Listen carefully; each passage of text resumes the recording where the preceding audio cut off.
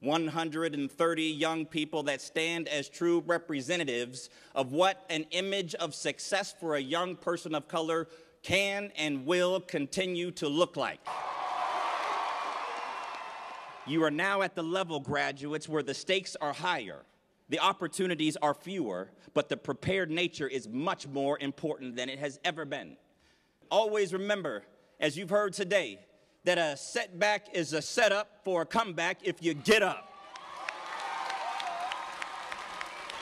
Yeah.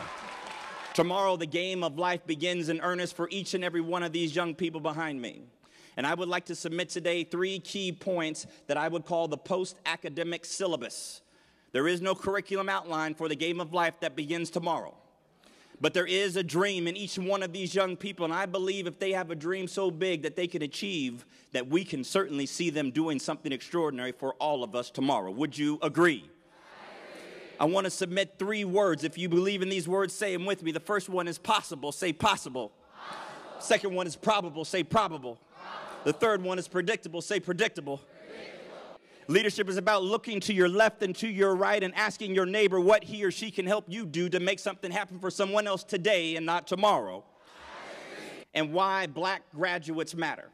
And why it is important to believe it is possible. And why it is important to work even in the face of adversity to make it probable. And why it is important to prepare for the predictable opportunity before it comes to you, because it will find you. You remember why these black graduate lives matter, because they are the agents of transformation for generations coming after them. Remember that no great movement of epic proportion has ever been led by anything other than young people. And these young people will lead us to a better tomorrow. This is how we do.